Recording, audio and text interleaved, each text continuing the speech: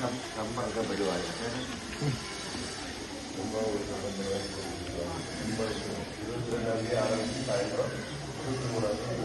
22ஆம் தேதி பெருமாள் இருக்குங்களா, அதில் முன்னால் உள்ள அந்த கணவரி கோயில் புதுசாக இது பண்ணுறாங்களா? ஆமாம், 22ஆம் தேதி கும்பாபிஷேகத்துக்குள்ள வேலையை ஆரம்பித்து 23ஆம் தேதி காலையில் கும்பாபிஷேகத்துக்குள்ள வேலையில் ஆரம்பித்து 23ஆம் தேதி காலையில் கும்பாபிஷேகம் 7 to 8.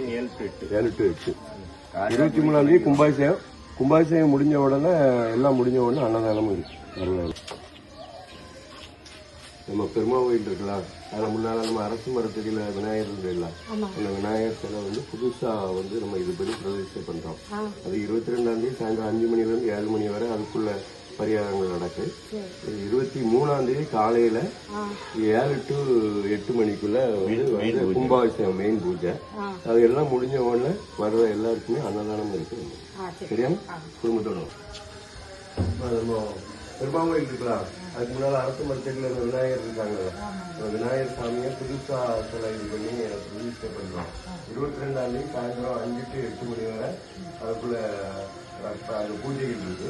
23ஆம் தேதி காலையில 7 to 8 அரசு மரத்தடியில் விநாயகர் இருக்கலாம். அது போய் அந்த விநாயகர் சிலையை வந்து புதுசா பிரதிஷ்டை பண்ணி 22ஆம் தேதி அதுக்குள்ள வேலையில் நடக்கு. 23ஆம் தேதி காலையில 7 to 8 வந்து கும்பாபிஷேகம். சரியா? 23ஆம் தேதி கும்பாபிஷேகம் முடிஞ்ச உடனே அங்கே வந்து வர 10 ரசீது, ஒரு ரசீதுனா ஒரு பைப்பு தான் கொடுப்பாங்க. பைப்பு இருக்குல்ல, இதுல தண்ணி வரலையா? இல்ல உங்களுக்கு பைப் வைக்கலையா?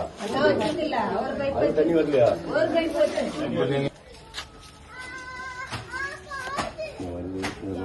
பெருமாள் இருக்கு, இந்த முன்னாள் அரசு இந்த விநாயகருக்கு புதுசு எல்லாம் இது பண்ணி பிரதிஷ்டை பண்றோம். அது வந்து 22 அதே இடத்துல 22ஆம் தேதி அதுக்குள்ள பூஜைகள் ஆரம்பிச்சு 23ஆம் தேதி 7 to 8 மணிக்குள்ள கும்பாபிஷேகம் முக்கியமான அந்த ஃபங்க்ஷன் நடக்கு. அது முடிஞ்ச உடனே நம்மளுக்கு வந்து கோயில் சார்பாக அன்னதானம். சரியா? வந்துக்கணும். 23ஆம் தேதி காலையில் 7 to 8 கும்பாபிஷேகம், அந்த முக்கியமான ஃபங்க்ஷன். எல்லாரும் வந்துருங்க. அன்னைக்கு கும்பாபிஷேகம் முடிஞ்ச உடனே அன்னதானம் இருக்கு. சரியா? அப்பாட்ட எல்லாத்துக்கும்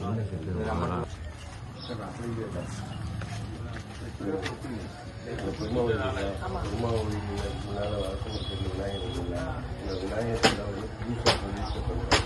வர 22ஆம் தேதி அதுக்குள்ள சாயந்தரம் 5 to 8 மணி வரை நடக்கும். 23ஆம் தேதி கும்பாபிஷேகம் கும்பாபிஷேகம் முடிஞ்ச உடனே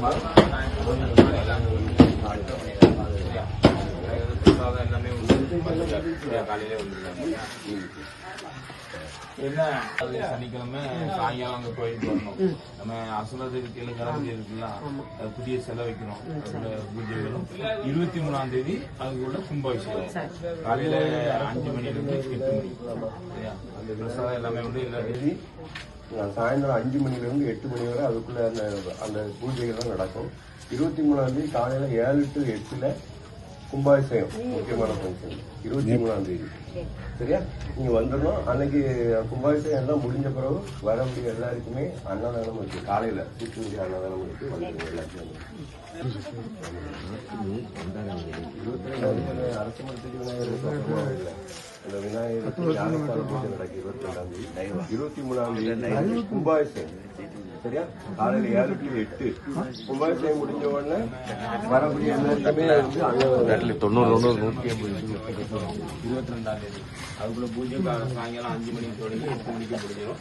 மறுநாள் காலையில ஞாயிற்றுக்கிழமை காலையில அதோட கும்பாபிஷேகம் 5 மணிக்கு தொடங்கி 8:30 முடியும். அன்னதானம் எல்லாமே எல்லாரும் தட்டி வீட்டு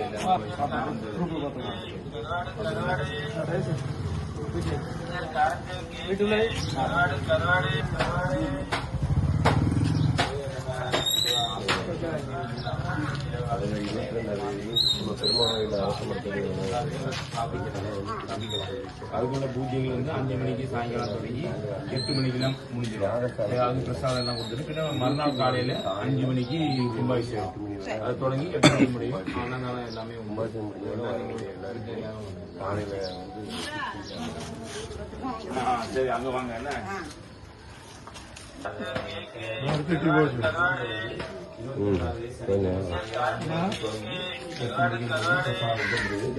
மறுநாள் காலையில 5 மணிக்கு தொடங்கி ராத்திரி 8 மணியோட முடியும். கும்பாபிஷேகம்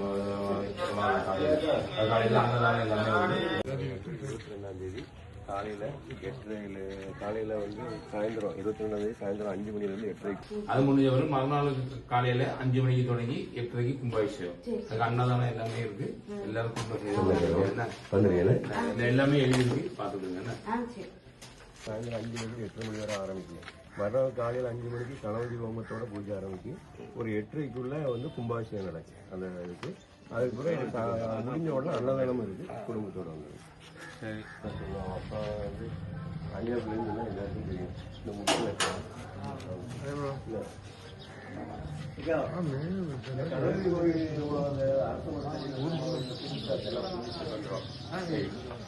அந்த 22ஆம் தேதி 22ஆம் தேதி சாயந்தரம் 5 மணிலேருந்து 8 மணி வரை இது யாகசாலை பூஜை இருக்கு. 23ஆம் தேதி நம்மளுக்கு விக்கிரகம் செஞ்சு வச்சிருந்தோம்னா அது பாகிஸ்தானெல்லாம் பண்ணி இப்போ புதிய விக்கிரகம் வந்து வந்தாச்சு. ஏன்னா அன்னைக்கு வந்து பூஜை வந்து 5 மணிக்கு தொடங்கி சாயங்காலம் 5 மணி வரைக்கும்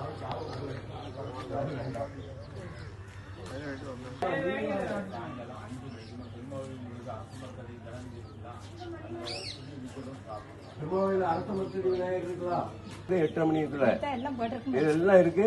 கண்டிப்பா வந்துடணும். அன்னதானமும் இருக்கு. 23ஆம் தேதி கும்பாபிஷேகம் முடிஞ்ச உடனே எல்லாம் இருக்கு, வர சொல்லுங்க. புதிய விக்கிரகம் நம்ம செஞ்சு ஸ்தாபிக்கிறோம். அது புதுசா சில பிரதிஷ்டை பண்றோம். 22ஆம் தேதி அதுக்குள்ள பூஜைகள் ஆரம்பிச்சு சாயந்தரம் 5 மணிலேருந்து 8 மணி வரை யாகசாலை பூஜை இருக்கு. 23ஆம் தேதி காலையில கணபதி ஹோமத்தோட ஆரம்பிச்சு ஒரு 8 மணிக்குள்ள கும்பாபிஷேகம்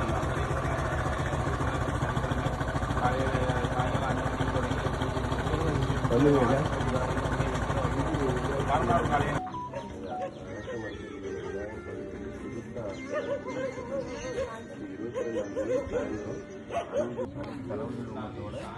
சாயந்தரம் காலையில ஒரு 8 மணிக்குள்ள கும்பாபிஷேகம்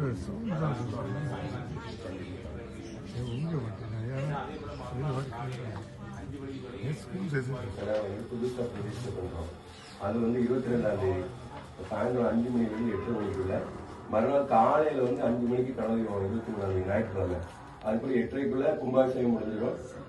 அதுக்குள்ள அன்னதானம் இருக்கு. கண்டிப்பா வந்துருக்கேன்.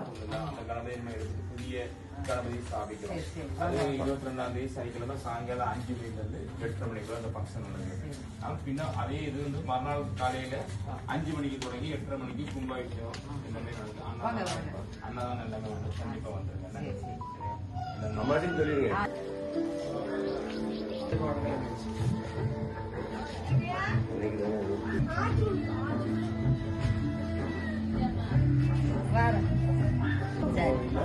அன்னதானம் இருக்கு.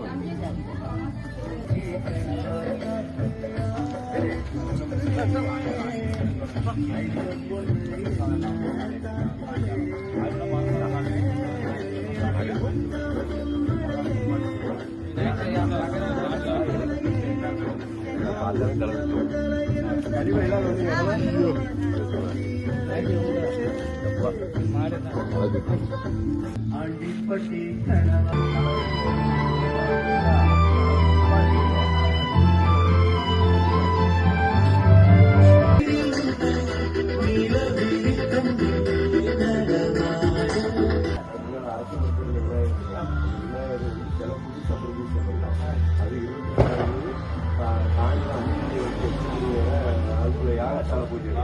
மறுநாள் காலையில் 5 மணிக்கு கணக்கு தொடங்குறது. அதுக்குள்ள கும்பாபிஷேகம் அது ஒரு 8:30 முடியும்.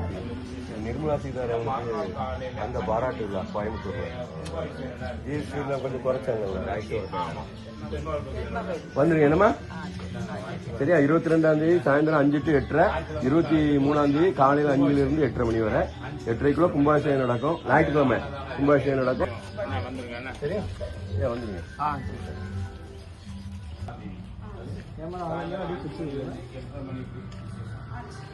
அது ரொட்டேட் பண்ணி ஒரு பாரம்